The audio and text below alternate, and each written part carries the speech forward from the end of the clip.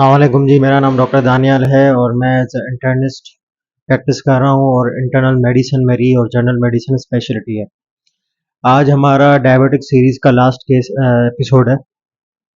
जिस एपिसोड में हमें मतलब डायबिटीज़ का जो एंड स्टेज है जिसको हम बोलते हैं कि अनकंट्रोल डायबिटीज़ बहुत अरसे तक रही हो और कंट्रोल ना हो रही हो और वो कॉम्प्लिकेटेड हो जाए, कॉम्प्लिकेशंस में चली जाए, अपनी जो है एक जिसको बोलते हैं एंड स्टेज में चली जाए जिसमें वो कंट्रोल भी ना हो सके और जिस्म के जो डिफरेंट हमारे ऑर्गन्स हैं उसको अफेक्ट करे।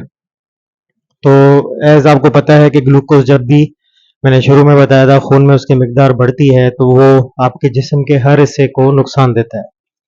तो मैं आपको जो उसकी मोस्ट कॉमन कॉम्प्लिकेशंस हैं जो कि डायबिटिक पेशेंट्स में देखी जाती है लॉन्ग टर्म डायबिटीज़ में, इवन अगर कंट्रोल डायबिटीज़ भी लॉन्ग टर्म होती है तो कुछ ना कुछ ऐसे अफेक्ट होते हैं, लेकिन अगर अनकंट्रोल्ड हो तो ये कुछ ही अरसे में अफेक्ट हो जाते हैं और ये डायबिटीज़ कॉम्प्लिकेट हो जाती है और आपको डैमेज करना स्टार्ट कर देती है। अब कॉम्प्लिकेशन में हम हेड टू टो चलते हैं। फर्स्ट ऑफ ऑल ये जो डायबिटीज़ है ये आपकी शरीयानों को सख्त करती है जिससे खून का फ्लो जो है बहुत ही मुश्किल से गुजर होता है उसका, क्योंकि वो शरीयानें सिकुड़ जाती हैं, उसमें जो है खून प्रेशर बनाता है, प्रेशर बढ़ने की वजह से आपका ब्लड प्रेशर बढ़ जाता है। ठीक है, ब्लड प्रेशर बढ़ने की वजह से या शुगर कंट्रोल ना हो तो कोलेस्ट्रॉल आपका बढ़ जाता है, ओबेस हो जाते हैं आप या और कोई इश्यूज होते हैं उससे कोलेस्ट्रॉल बढ़ जाता है। तो या तो कोलेस्ट्रॉल का लोथड़ा बन जाता है उस शरीयान में या तो वो शरीयान से इतनी सिकुड़ जाती है कि उससे ब्लड प्रेशर आपका बढ़ा हुआ रहता है और अनकंट्रोल्ड हो जाता है। उस अनकंट्रोल ब्लड प्रेशर की वजह से आपको स्ट्रोक हो सकता है, स्ट्रोक जिसको हम फालिज बोलते हैं, ठीक है, या लकवा। उससे आप पैरालाइज हो सकते हैं, अल्लाह ना करे सारी जिंदगी। और उसके बहुत ही मतलब अगर ज्यादा स्ट्रोक हो जाए किसी को सीवियर तो वो बेड रिडन हो जाता है, फिर वो होश में भी सही तरह नहीं रहता, नलकी लग जाती है खाने की, पेशाब पाखाने का बहुत मसला होता है। तो ये तो एक अलग स्ट्रोक पे बात हो सकती है। तो पहला उसका स्ट्रोक है। उसके बाद हम हेड के बाद आंखों में आए तो डायबिटिक रेटिनोपैथी है। डायबिटिक रेटिनोपैथी, रेटिना जो हमारे आंखों का पर्दा होता है उसको शुगर अगर बढ़ा हुआ रहो ग्लूकोज तो वहां पे शरीयानें जो छोटी होती है उसको सुकड़ देती है, सुकड़ देती है तो उसकी वजह से आपके आंखें के पर्दों को नुकसान होता है जिसको हम बोलते हैं रेटिनोपैथी। और अगर ये सीवियर हो जाए तो बंदा ब्लाइंड भी हो सकता है, नाबीन भी हो सकता है। तो उसके भी स्टेजेस हैं, मतलब अगर वो शुरू में कंट्रोल हो जाए तो दवाओं से उसको कंट्रोल कर सकते हैं, अगर एंड स्टेज में चली जाए तो वो नाबीन भी कर सकती है आपको या आपकी आईसाइट को इतना अफेक्ट कर सकती है कि आपको नजर ना आए। तो हमने स्ट्रोक डिस्कस किया, डायबिटिक रेटिनोपैथी डिस्कस की। उसके बाद हम नीचे आते हैं।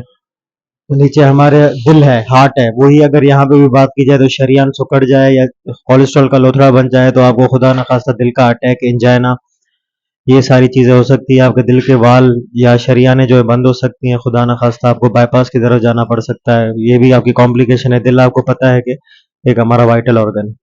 दिल के बाद अगर हम आ जाएं जिगर की तरफ तो आपको मैंने पहले ही बताया था कि डायबिटीज इंसुलिन रेजिस्टेंस की वजह से होती है और उसकी वजह से आपके जिगर में चर्बी जमा होती है। वही जो फैटी लिवर की हमारी वीडियो थी, अगर ज्यादा जानना चाहते हैं तो वो वीडियो देख लीजिएगा। तो फैटी लिवर की वजह से आपको नॉन अल्कोहलिक स्टीटोहेपेटाइटिस हो सकता है या non alcoholic fatty liver disease हो सकती है डायबिटीज की वजह से। तो वो आगे चल के फिर 10 साल में अगर आप उसको कंट्रोल ना करें, ट्रीट ना करें तो वो आपका जिगर खत्म कर सकती है। उसके बाद हम आते हैं आंतों पे और मैदे पे। जब शुगर अनकंट्रोल हो जाती है तो आपका निज़ाम हजम बहुत अफेक्ट होता है, उससे आपको उल्टी, खाने का हजम ना होना, जल्दी पेट भर जाना जिसको हम बोलते हैं डायबिटिक गैस्ट्रोपेरेसिस। डायबिटिक गैस्ट्रोपेरेसिस में ये गैस्ट्रो मीन्स आपकी जो मैदा आता है, पैरासिस मीन उसका काम ना करना, फालिज हो जाना, उसको ऐसे समझ लें कि उसका कमजोर हो जाना। तो आपका मैदा काम नहीं करता, फिर उसके लिए भी आपको दवाएं देनी पड़ती हैं, लेकिन फिर भी निज़ाम हजम अच्छी तरह सही नहीं होता।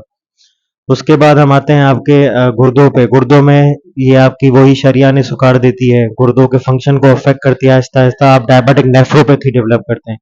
डायबिटिक नेफ्रोपैथी मतलब शुगर की वजह से जब आपके गुर्दे अफेक्ट हो तो डायबिटिक नेफ्रोपैथी में फिर आपका वही आपका प्रोटीन वगैरह जो है, जो चीजें पेशाब में नहीं आनी चाहिए वो आती हैं। आहिस्ता आहिस्ता गुर्दों को वो खत्म कर देती है अगर हम कंट्रोल ना करें शुगर को, और आगे चल के आपको क्रोनिक किडनी डिजीज, गुर्दे खत्म हो जाते हैं और आप डायलिसिस की तरफ चले जाते हैं।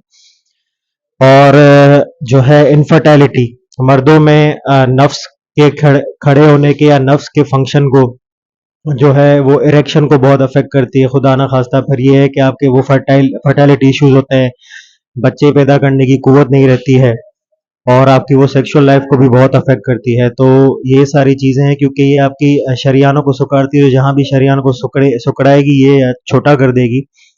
तो वहाँ पे ही आपको ब्लड फ्लो को अफेक्ट करेगी और आपका वो ऑर्गन अफेक्ट होगा। उसके बाद हम आते हैं नीचे आपके फुट पे, डायबिटिक फुट का आपने नाम सुना होगा, शुगर की वजह से आपका जख्म बन जाता है, हील नहीं होता और खुदा न खास्ता लोगों के पाँव और टांगे कट जाती हैं, उसमें भी शरियाने और आपकी जो नसें हैं वो सिकुड़ जाती हैं, वो काम नहीं करती हैं, आपको सुइयां चुभती हैं, जलन होती है पाँव में, उससे उसकी वजह से जो है शुगर की वजह से फिर वो आगे चल के अगर जख्म बन जाए या कुछ ऐसा हो जाए तो आपको फील ही नहीं होता कि आपको जख्म लगा है, आपको दर्द ही नहीं होता, दर्द आपके सेंस करने की सलाहियत खत्म कर देती है, तो आपको पता ही नहीं चलता आपके नीचे तलवे में पाँव के या कहीं पे जख्म हो जाता है और आप ऐसे ही घूमते फिरते हो, आगे खराब हो जाता है, पाँव काला हो जाता है अगर टाइम से पता ना चले, खुदा ना खास्ता।